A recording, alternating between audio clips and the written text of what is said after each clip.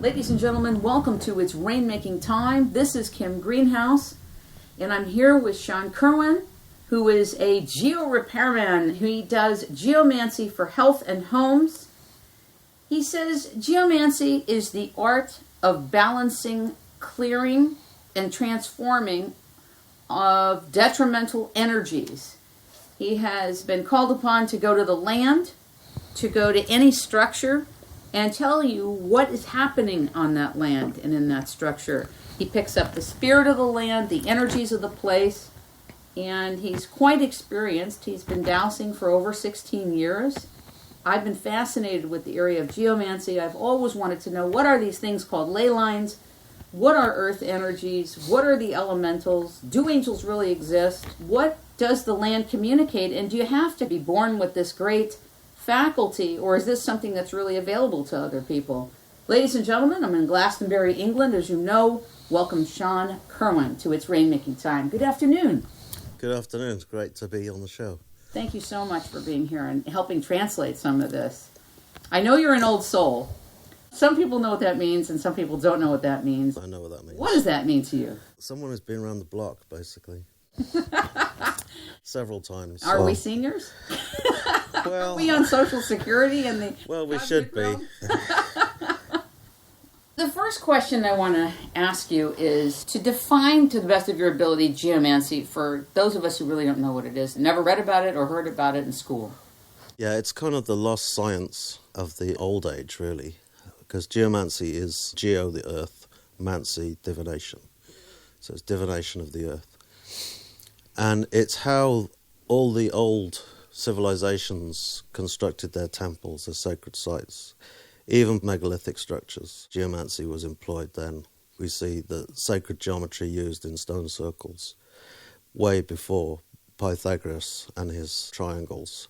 Those triangles, those same sacred geometries, were used in the design of things like Stonehenge, Avebury, some of the bigger sacred sites.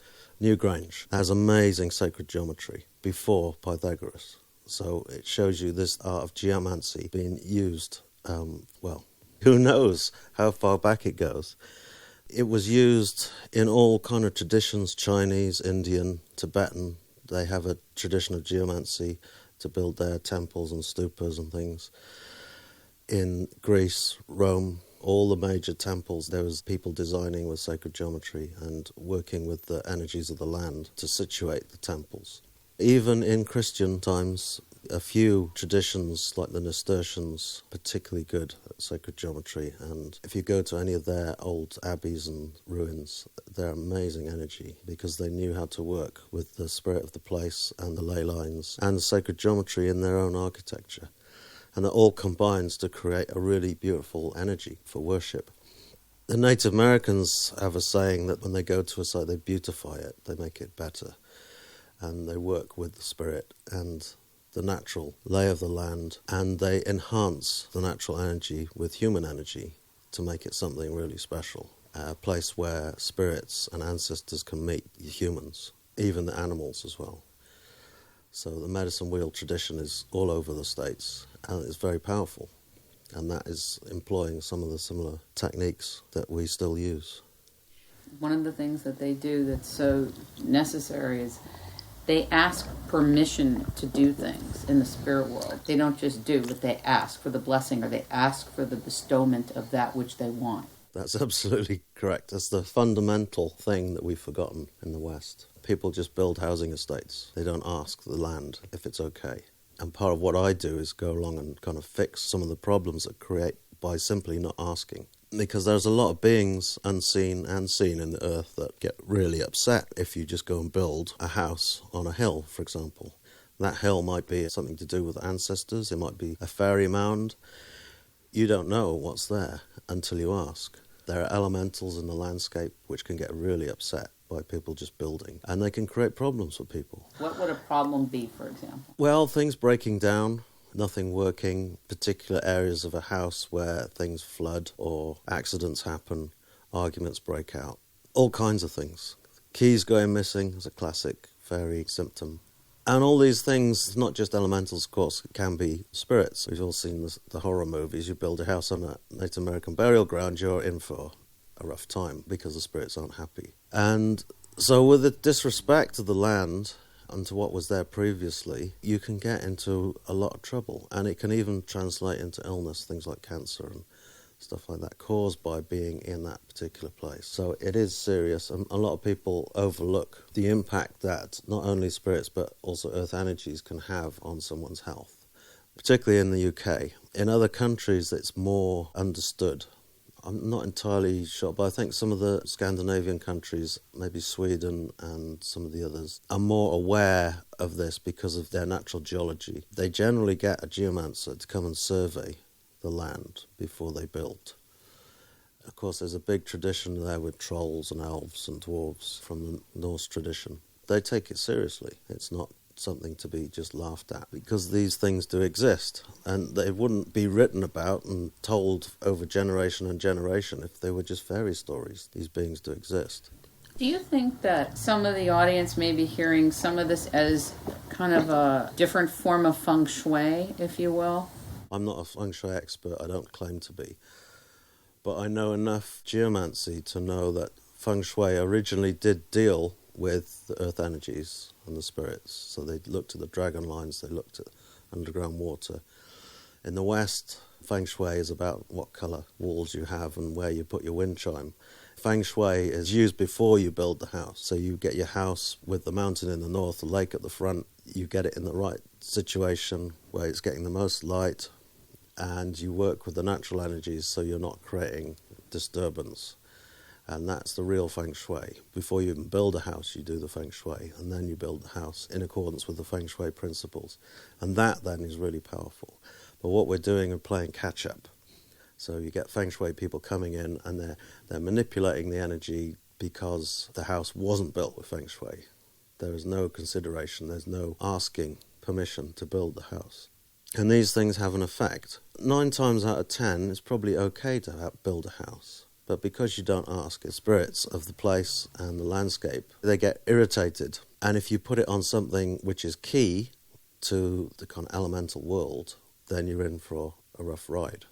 Can you describe what the elemental world is for those of us who don't understand what it is, just to the best of your ability? Give us a frame of reference at least.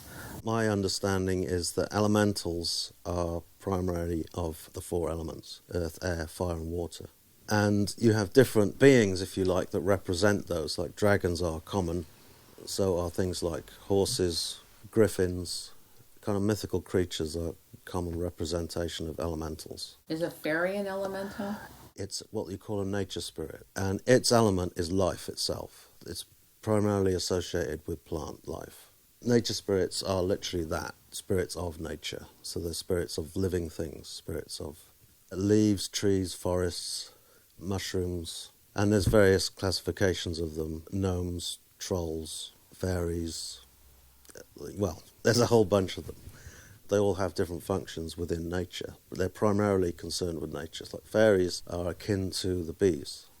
They like ensure the fertility process, so that if you imagine them energetically supervising the flowering and the regrowing of seeds, that's kind of what fairies are. They're like very much like bees. And if anyone has felt them, there's intense kind of high energy, giggling, very much heart chakra energy, and that's their nature, because it's all about fertility, abundance, and the propagation of life. Talk a little bit about the angels. Some people really receive that they exist, and some people can't believe it at all. And I'd like to know your understanding of what angels are and your relationship to angels as of this time.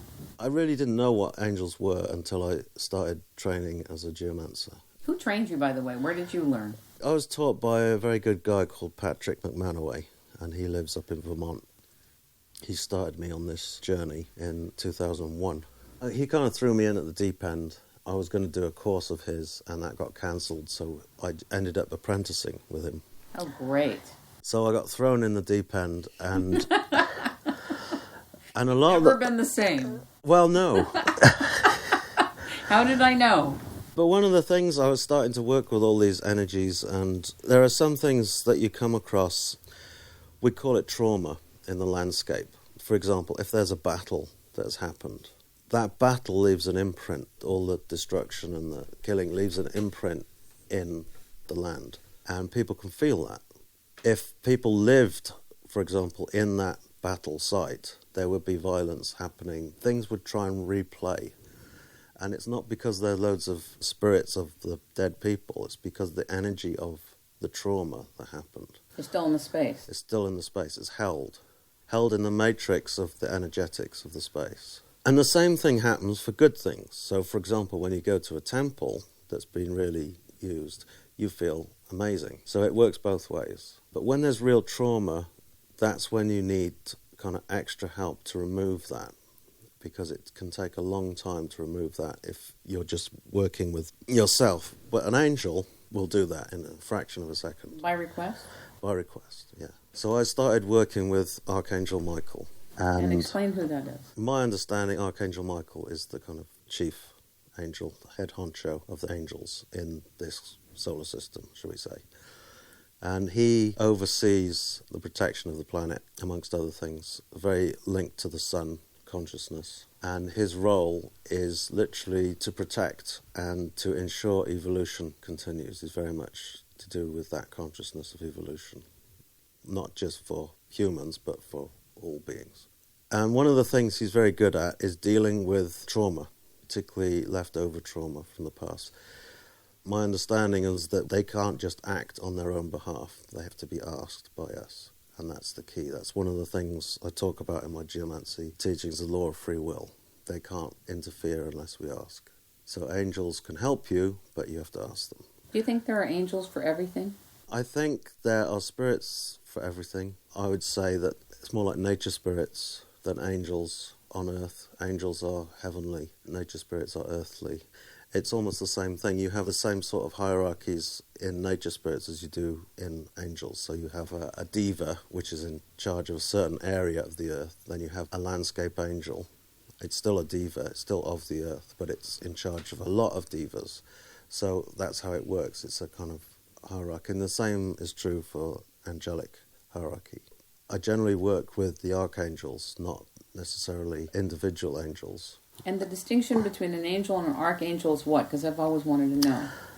Archangel is a chief of angels. Connecting with an archangel, you're basically asking for an angel to come, because that's what the archangel will do, is they'll send an angel.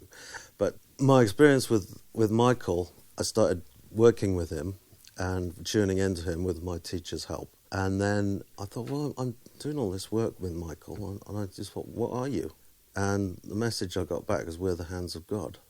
Very simple. Beautiful. Very simple, very concise. That's it. Simple, that's all you need to know. But now, of course, I've gone into it a bit deeper. So they're the activating principle of the Creator on Earth. Let's take, for example, an area that you may have gone to that there was a lot of trauma, and it's still in that place and active. And you go in as a geomancer and you call upon Michael, and what happens? And you're dowsing, right? All this is backed up by dowsing. I'm not just channeling or being fluffy. I'm dowsing the energy fields and making sure that this is happening. And for people who don't necessarily believe what I'm saying, this is what I do. I teach people to experience it for themselves, to work with the angels, to work with nature spirits, to work with the spirit of the land. It's all dowsable. It is all dowsable. You can feel them, you can feel the energy, you can feel the auric field of a fairy if you want, sitting on your hand. I've taught that quite a few times. Even at festivals, I teach that. When you go to a site like that, what you're trying to do is, in a way, reset it to its natural harmonious state. There's no kind of ego agenda. All you're trying to do is harmonize. Obviously, there are lots of these trauma sites around, but you only generally get called for the ones where people are having problems. Have you ever walked into a site and been so uncomfortable or so afraid you didn't want to go there? That used to happen. Now I kind of get, before I get there, I know that something's real bad. So I kind of get forewarning, if you like. And then I can do some remote work before I even get there, which is handy. Talk a little bit about that remote work. It's kind of remote viewing, but it's not. It's working with the spirit of place. Each area of the earth, it's hard to divide it up, but essentially an area will have what they call a spirit of place, genus loci. And that genus loci has all the information of what's happened in that space. I'm not sure if you'd call it a diva or an angel or what you'd call it, but it's literally the collective consciousness of that area. Okay. So you work with that And you can dowse and interact with that and ask it questions. What's wrong? Is there anything I can do? By asking simple yes and no questions, you hone in on the real issue, and then you can work on that. So, for example, it might be some bad underground water. Underground water is a classic of creating problems for people because of the geopathic stress. What is geopathic stress? Geopathic stress is the upwelling of primarily positive ions in a field, kind of like a ray coming up. And those rays can deplete our immune system. They can create immune problems, even cancers. It's basically free radicals coming up from the earth as a ray. Some people can measure it. There are people who've developed equipment to measure this. Do you think it's reliable? Yeah, it seems to be. Most people think when they talk about dowsing is finding underground water. And part of the reason that underground water is so easy to find for dowsers is because of these rays, these... geopathic stress points? Yeah, exactly. Because it is different to the normal ambience of chi of the land. So where you have these underground water, and it can be a couple of 100 feet down, it'll still have an effect. And when you walk over it, you'll feel it. And I do this in my workshops, teach people how to feel this, and they can feel all kinds of things, energy being sucked through their feet, back of their head heating up, pains in the back, pains in the side, pains in the stomach. The one thing that we know from Emoto is that water carries memory. So if something... And Jack Benveniste originally was the one who proved it. Yeah, but the memory the water carries depends on where it goes. So if it goes through a battle site, then it's going to pick up the memory of that battle and carry it down wherever it goes. Part of the problem is with water, although it's great, underground water isn't so great because it can pick up all these things. But not just human trauma, it can also pick up things like radon, which is from granite and things, which is radioactive, and also some toxic things like arsenic and zinc and some of the other... Even mercury. Exactly. Yeah. So it can pick up all these elements. And that cocktail, remember this water is underground, is under pressure. It's moving up, generally, to come out. What happens is in this cocktail, when it's under pressure, sometimes it can be even heated, it radiates this energy. It's geopathic stress, and that can cause a lot of problems for people. My own experience with my grandparents, before I trained, both my grandparents died. My grandmother died of stomach cancer, and a year later, my granddad died of bowel cancer. And the thing they had in common was that after my granddad died, my granddad slept in her bed. And through her bed, there was one of these underground water veins carrying this energy that went right through where the stomach would be. Over time, particularly when you're old, you're less resistant to these energies. And basically what happened was that he, because of the grief and because of the water, he developed the same sort of symptoms as she did.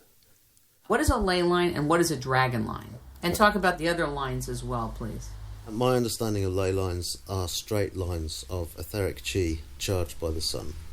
That's the simplest definition. And they link various places. They can be small, 4 foot wide, to about 20, 25 foot wide. And they are, from what I understand, a standing wave of etheric energy. They can reach quite high altitudes depending on the strength of the line. So they're etheric lines. Generally, when you stand on them, you can feel super grounded and really strong. That's one of the ways to know if you're on a ley line. They're earth energies, so they resonate with our base chakra, generally. Although they can have harmonics of higher energy. Generally, I use my own body as a scale, using the chakras as a scale.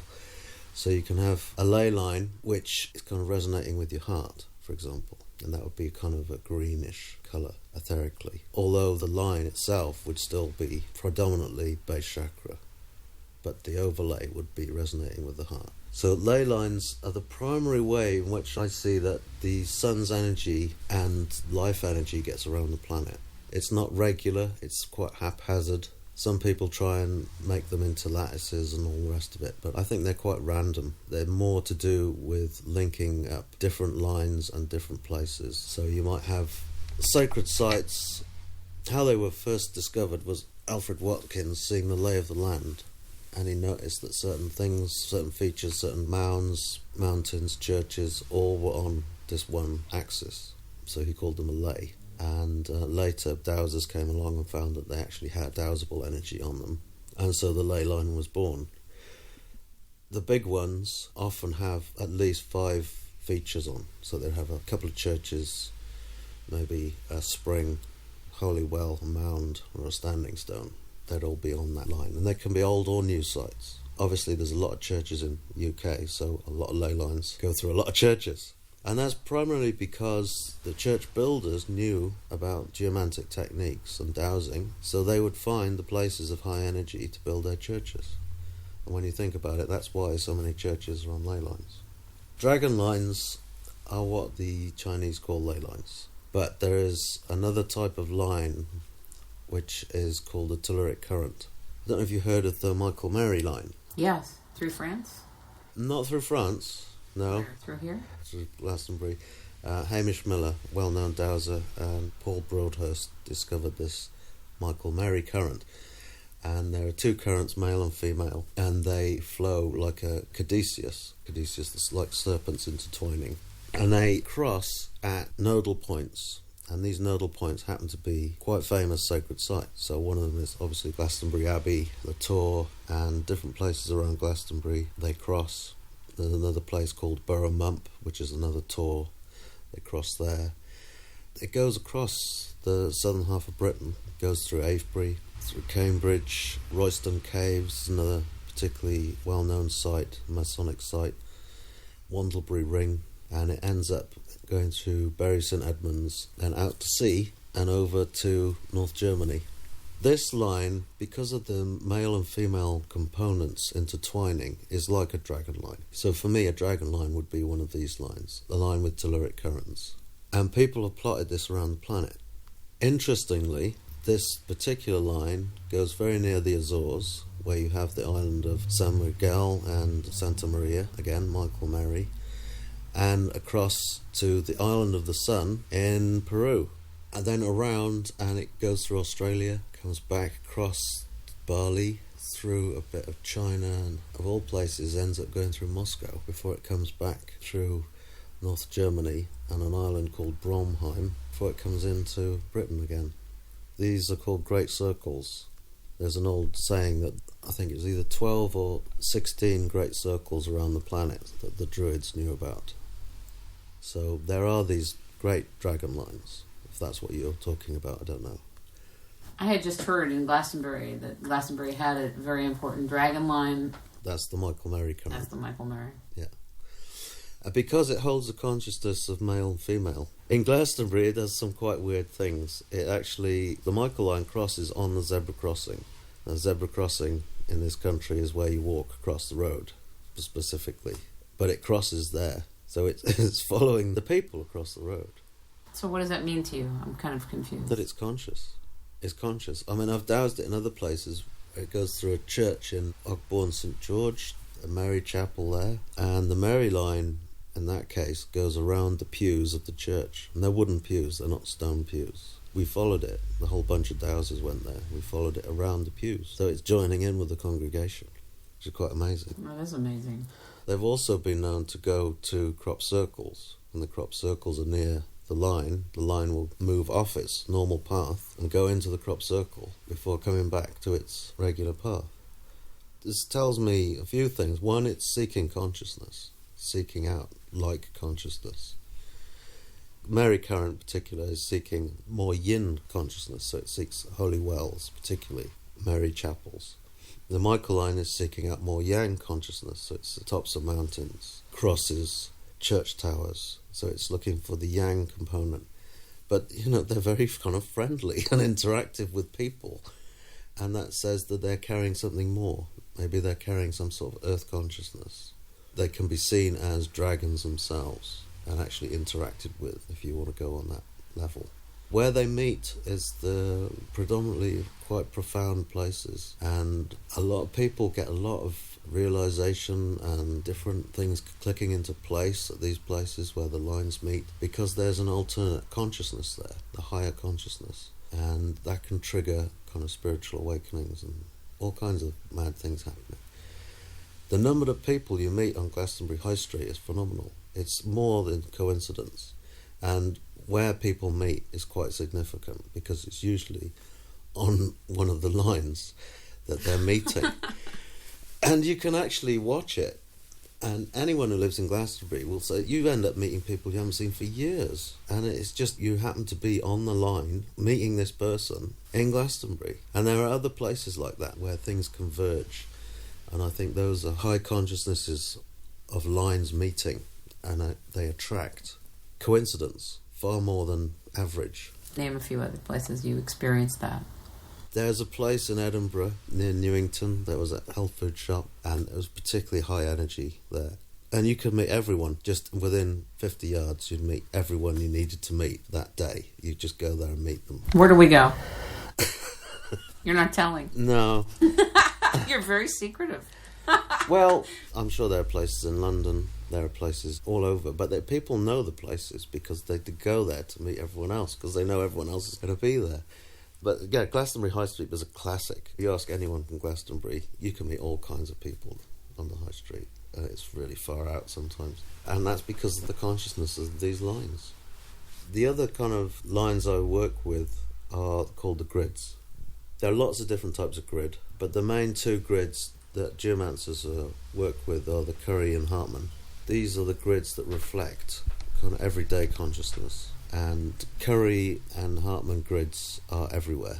The unique thing about the Harman grid is it is aligned north, south, east, west. So if you imagine a checkerboard, the grid is like that. They're about 4.5 feet apart, these lines. They run positive, negative, and they basically cover everything. But the real interesting thing for me is that the ancients knew how to work with them. If you go to a standing stone or a stone circle, you'll find a hole in the Harman grid where the standing stone is. And they knew how to work with this energy. My theory about that is because the Harman grid reflects everyday energy, and they wanted to create a space which was taking you into an altered state. So what they would do was make a hole so that when you went into that, the everyday reality was kind of left behind. And you can dowse for Harman grids, particularly in temples in Egypt and other places, and you'll find that they're outside, they're not inside the temples. And the same with stone circles. A lot of stone circles don't have Harman grids in. And even a lot of earlier churches won't have Harman grid in because you're going into an altered space. And my friend Stefan Cardinaux actually found a Celtic church by dowsing the grids. He went and dowsed the grids and found this church-shaped grid hole in a flat field, and then later they came along with the ground-penetrating radar and found the walls of the church in the field. Oh my God. And the walls matched the grids exactly. So he found a church just from the grids, and it's all documented on his website. What is his name again? Stefan Cardinaux. Cardinaux? Yeah. And is he here in England? No, he's in Switzerland. He teaches geobiology. He's very good as well. So learning that from him meant that I could come around Britain and look at some of the sacred sites here. And you find that the major sites all have an absence of the Hartman grid. The Hartman, I suppose I'll explain it, as an electromagnetic grid. It's attuned to our electromagnetic energy field, the electromagnetics of the Earth. So that for me is really exciting. Very. Almost a new path to discovery. Well, yeah, you could take it to pretty much anywhere, Egyptian desert or anything, and where you find holes in the grids, you know that there was something there, usually something quite profound. Because normal structures don't change the grid. I mean, they'll flow through it. Like a house will have Hartman grids going right through it. But if there's something of significance, some sort of ceremonial usage or spiritual usage, the Hartman grid will wrap round. Outside. Yeah. But only if you can do it. But the ancients did know how to do that. I've been in churches today and the Hartman grid goes right through. They're not the same. Not the same. You had talked a little bit about earth acupuncture, and it sounded very, very interesting. Could you say a little something about that? Is that part of a healing modality? Yeah, I mean, it's essentially the same as acupuncture, but on a bigger scale because you're using the earth. And generally, one of the ways to deal with underground water, which I was just talking about, is to use earth acupuncture. Earth acupuncture can be, well, a needle. It's usually wooden, although you can use metal, iron needles work well. And you find a place along the line where the chi dips dramatically, and that is called a nodal point. So it's a place where the energy is being sucked down really powerfully. And that point is an access point into that water vein energetically. And it's the same the way that acupuncture needles release chi. You do the same thing. You put a needle in, you allow the chi to rise up through the needle and dissipate into the atmosphere. When you use the word chi, do you also mean ether? Or are you meaning something else? It's etheric energy, yes, Okay. I would say that. Prana, chi. If you understand some of the Chinese medicines, there's lots of different types of chi. The chi I'm actually talking about is sha chi, which is a depleting chi. It's kind of yin depleting, and that's the Feng Shui master would tell you the same thing. But the sha chi is the damaging one. There's lots of chis which are good. So this is actual energy, and if you stood by the needle when it was releasing, you would get ill. There's no two ways about it. Sometimes it's like a champagne bottle. You put it in and run, and it releases the chi. Wow. It can take half an hour, sometimes longer, and the energy, the sha chi, will release. What this energy actually is combination of disturbed memory. So it's traumatized memory coming out from the earth along this line. So it could be either human, it could be geological, but it's all mixed up, mashed up, and it's not cohesive. So it's chaotic, basically. When that's done, what I normally do is do a blessing and imagine love and gratitude going into the earth at that point. And from Emoto's work, we know love and gratitude made the most beautiful water crystals. And so that emotion, that energy put back in to kind of end the process. And that's it. When you walk across that line, you won't feel the pulling of the energy. You won't feel discomfort. It feels normal. It actually feels happy. Where do you feel are some of the happiest places on earth in your experience of travels and just what people have told you? And do you think there are that many? Happy or life-enhancing? Life-enhancing. I think... I like your distinction. Yeah, because happy is a state of mind. Right, true, that's true. But yeah, some of the most life-enhancing places are things like springs, tops of mountains, beautiful lakes, forests. In terms of human-made things, some of the stone circles in this country, particularly beautiful. In Britain? Yeah. There's Avebury Stone Circle, which is one of my favourites in Wiltshire. Because it's very much a heart place. The energy is very soft and it's very nurturing. It's a real energy centre. It's not just the stone circle, there's a whole landscape around it that's been used for thousands of years. There's burial mounds, there's Silbury Hill, which is like a tall, very powerful place. There's other stone circles around, there's avenues of stones. It's a huge complex. It must have been used by our ancestors to put that much energy into a landscape. They must have held it in really high regard. What did you feel when you went there? Just held is the only way to describe it, held and nurtured. It's a beautiful place. It's so big that there's actually a town inside it, and the stones are huge. They're rough stones, not like Stonehenge, which is sculpted. The stones in Avebury are kind of natural looking. But it's a powerful place. It's a place of the sun and moon. It's combining a lot of things together there. There's two circles within the circle. There's a sun circle and a moon circle, because the ancients celebrated both sun and moon. And there's 99 stones, big stones, around the outside. And it's a henge as well, so there's a ditch and bank. It's a really special place if you get a chance. I'll go. I'll go, yeah. And there's a few other circles which I really like. Castle Rig, near the Scottish borders, is just spectacular. The circle is quite small, but when you're standing in the circle, you feel like you're on the top of the world, because the views from that place are absolutely stunning. And my other really favourite place is Callanish Stone Circle on the Isle of Lewis, and that is far out. It's like being in the other world. It's a lunar circle. It's one of the few circles that measures the lunar standstills. It's an 18.5-year cycle of the moon. So if you go there at the standstill and you come back 18 years later, you'll see the moon in exactly the same place. Wow. That place is like being in another world. So that's another of my favourites. You ever been to Tibet or Nepal? Or...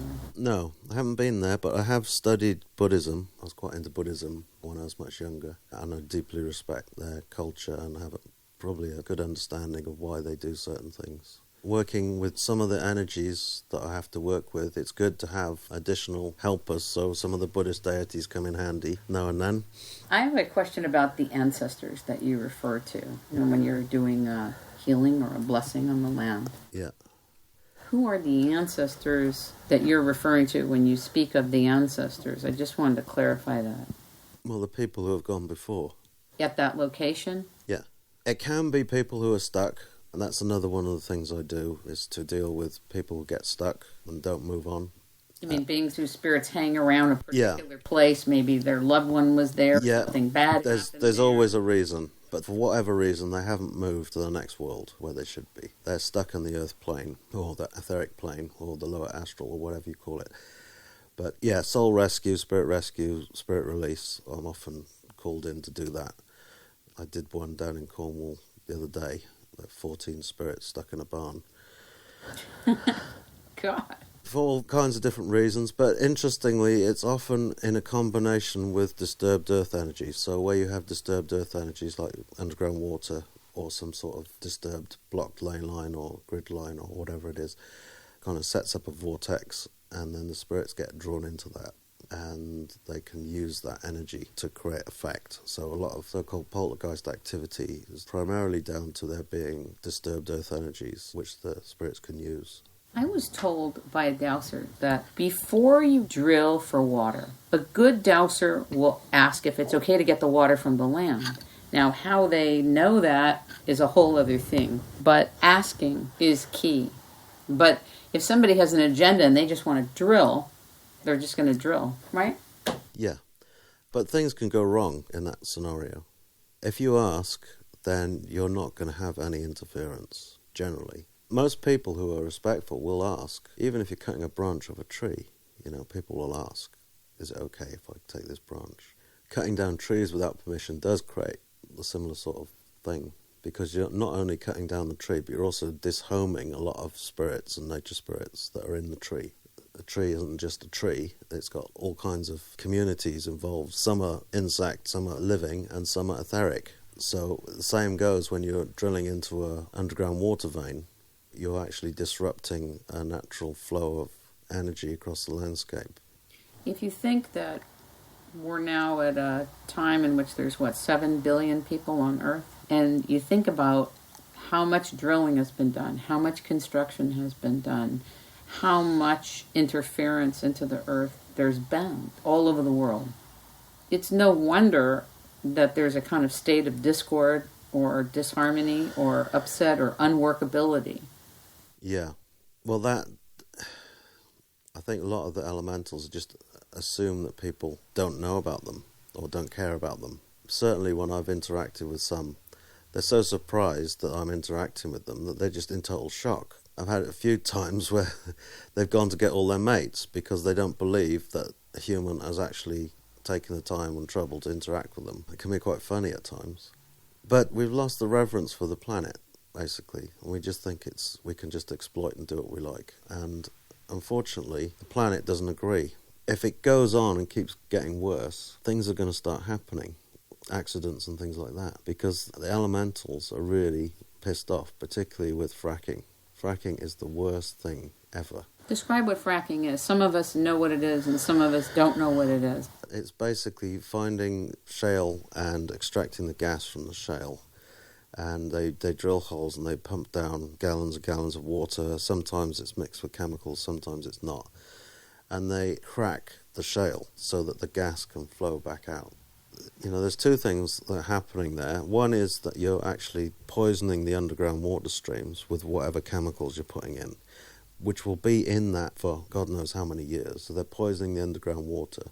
So that means anyone with a well nearby will be getting poisoned water out of it.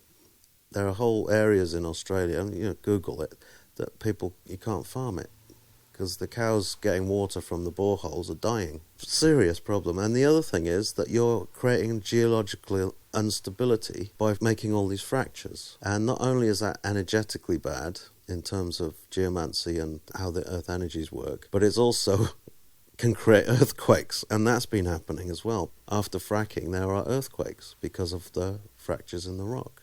So it's really the worst thing. It's probably worse than having a nuclear reactor. It's going to affect water, and our primary water is the source of life on this planet. Our primary water is the deep underground water.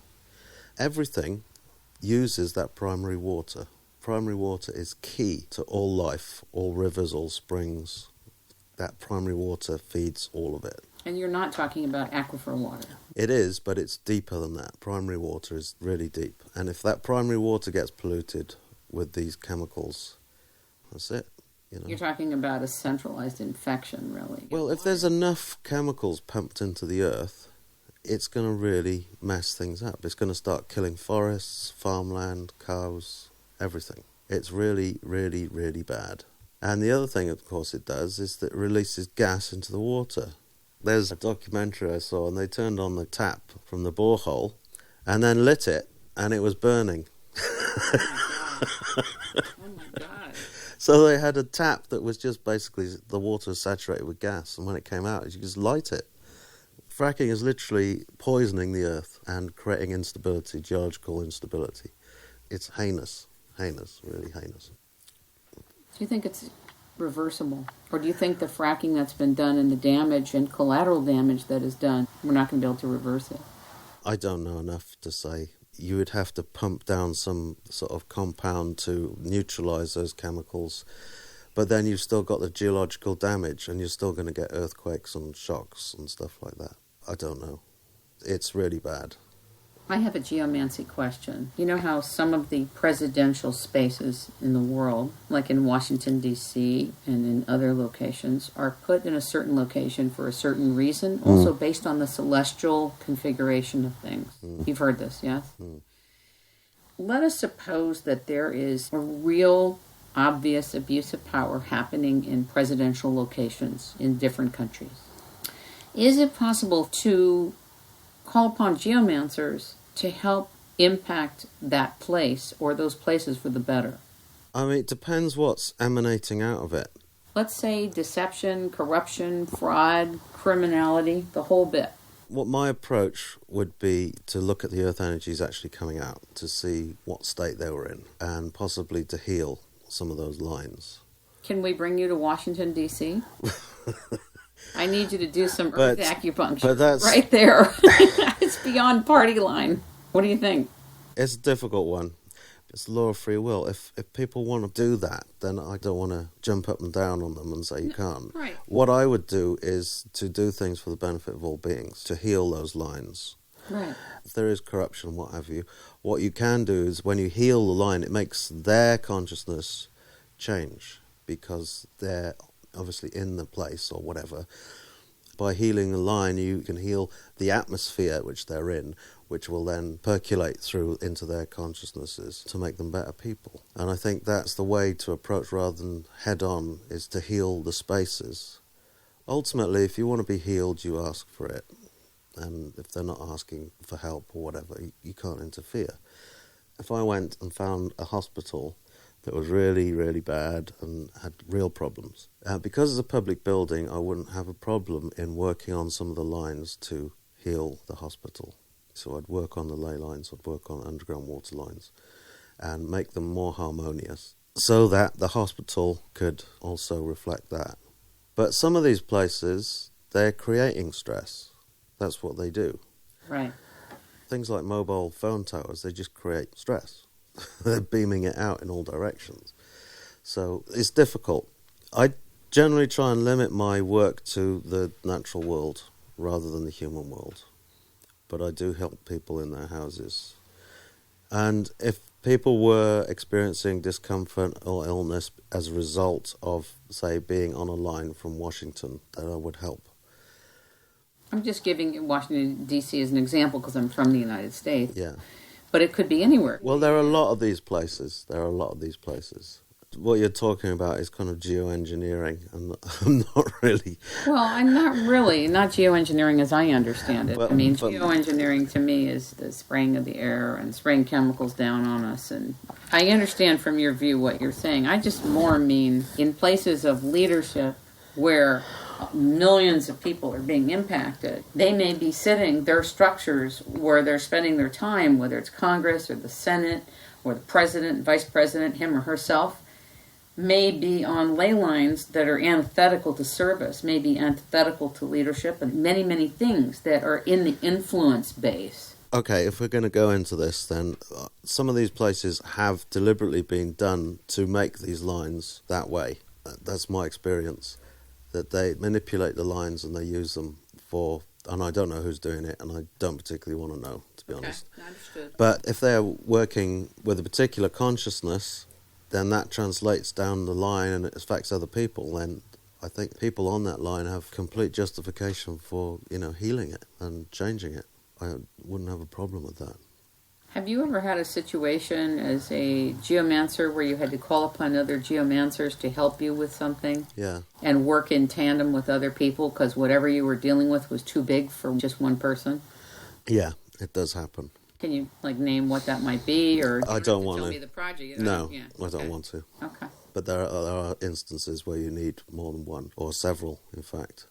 And those situations are pretty heavy, and it's generally due to people misuse of power or trying to corrupt a site for their own ends. It's not something I generally talk about because obviously it has a lot of ramifications. Sure. But it does happen. There are all kinds of people out there. Some use the geomancy knowledge for good and some don't. And that's just the way it is. Okay. I want to kind of wrap this with a little bit on dowsing.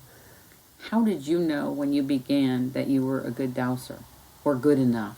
Well, when I started, I wasn't. Because, some people say, listen, when you douse, you have a 50-50 chance of being right or wrong. So what's the big deal? It's funny because I never thought I was a good dowser until I met a friend of mine. We became friends, Stefan Cardinaux, who's a geobiologist in Switzerland. He taught me to feel the energy of what I was dowsing, and that gave me a kind of secondary backup of what I was getting. So not only could I dowse it, but I could also feel it. And usually I'd feel it before I dowsed it.